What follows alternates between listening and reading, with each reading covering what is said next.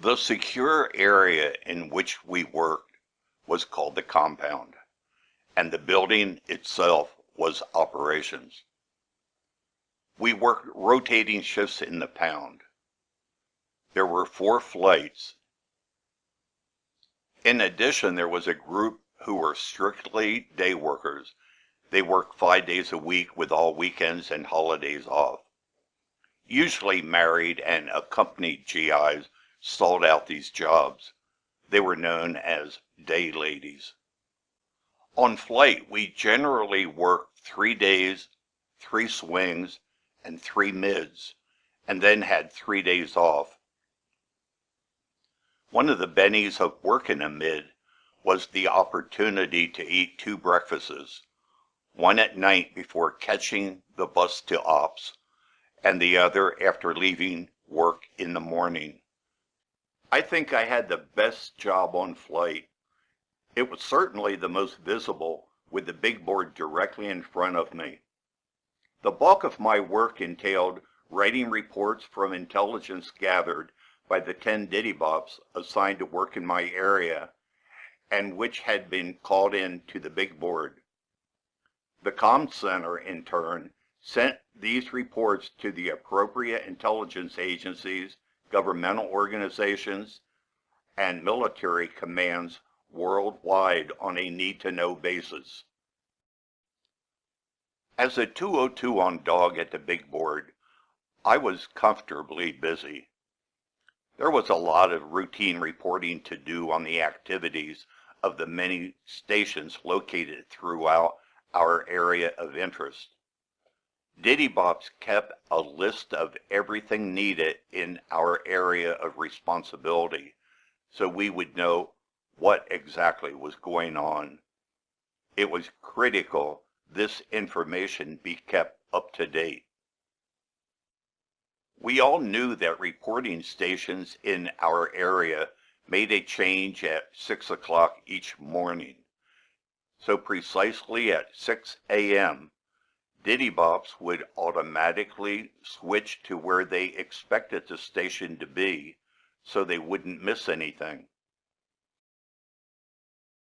However, about every 7 to 10 days, as they searched for a familiar signal at 6 o'clock, they couldn't find anything. Then someone would yell, "They've changed," and then we scrambled. It was very important for us to quickly identify each station in our area of responsibility, where it was located, and its new identification, and report it. So for about an hour before our shift ended, it was hectic. However, thanks to the big board and relying on some very astute diddybops, we usually had everything recovered before Able Flight came in to relieve us for their day shift. The numbers on the big board changed roughly every 15 days. When they changed, they did so as the stations made their daily switch at 6 o'clock. That posed a dilemma for us. Usually we were able to recover everything simply by figuring out who would be using certain big board plots. However, when the big board numbers change simultaneously with station identifications and frequencies, it made it unusually difficult to have it all recovered by the time Able came in. It was fun though. I think that was my favorite part of the job, when everything changed at the same time. Dogflight diddybops were fantastic. They could make recoveries just by listening to Morse operators' idiosyncrasies. I always deferred to their judgment. Because it was very expensive to find and train the people who worked in the pound, the Air Force instituted a 2T program in 1963. In short, people with critical AFSCs were encouraged to accept a second overseas assignment instead of a transfer to the States. I jumped at the chance. I passed a skills test and my AFSC changed from 20230 to 20250, a requirement for the 2T program.